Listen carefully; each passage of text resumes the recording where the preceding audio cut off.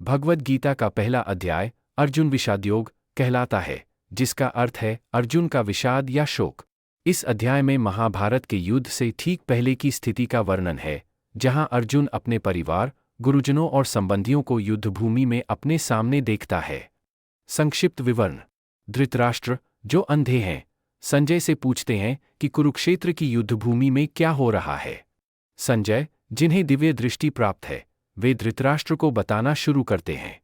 युद्ध के मैदान में दोनों पक्ष एक दूसरे के सामने खड़े हैं।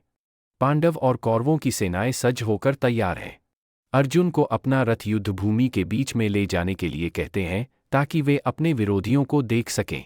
जब अर्जुन देखते हैं कि उनके सामने उनके गुरु, चचेरे भाई, चाचा, पुत्र और अन्य प्रियजन हैं, तो वे गहरे शोक और चिंता में डूब जाते हैं। अर्जुन का विषाद और उसके कारण। अर्जुन को लगता है कि अपने परिवार और गुरुजनों के साथ युद्ध करना अधर्म होगा। वे सोचते हैं कि इस युद्ध में विजय पाने का कोई महत्व नहीं है, क्योंकि इसके परिणामस्वरूप परिवार और समाज का विनाश होगा। वे सोचते हैं कि इस प्रकार के संघर्ष से अधर्म और अराजकता फैलेगी, जिससे समाज का संतुलन बिगड़ जाएगा। अर्जुन की भावनाएं निम्नलिखित बिंदुओं में समाहित की जा सकती हैं। संवेदनाएं और संबंध। अर्जुन को अपने परिवार, गुरुजनों और मित्रों को मारने का विचार असहनीय लगता है। धर्म और अधर्म। वे सोचते हैं कि अपने ही लोगों के खिलाफ युद्ध करना अधर्म होगा और इससे पाप का भागी होना पड़ेगा। अराजकता का भय। अर्जुन सोचते हैं कि इस युद्ध से समाज में अराजकता फैलेगी, जिससे कुल की परंपराएं नष्ट हो जाएंगी और आने वाली पीढ़ियों का भी विनाश हो जाएगा। आत्मसंयम का अभाव। अर्जुन युद्ध से पीछे हटने का मन बना लेते हैं और अपने रथ पर बैठकर विषादपूर्ण अवस्था में भगवान श्री कृष्ण से मार्गदर्शन की आशा करते हैं। अर्जुन का आत्मसमर्पण।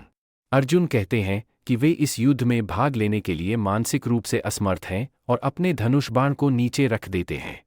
यह स्थिति अर्जुन की मानसिक और भावनात्मक द्वंद्व का प्रतीक है, जहां वे एक ओर धर्म का पालन करना चाहते हैं और दूसरी ओर अपने संबंधों की रक्षा करना चाहते हैं।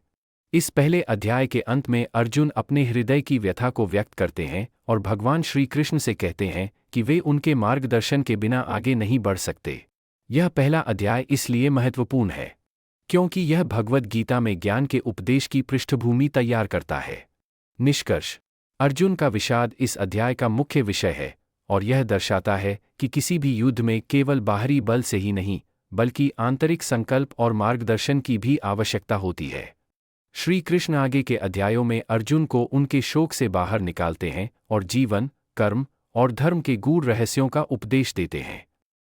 अर्जुन विषादयोग के माध्यम से गीता का आरंभ होता है, जो आत्मनिरीक्षण, कर्तव्य और धार्मिकता के महत्व को समझने के लिए एक नींव स्थापित करता है।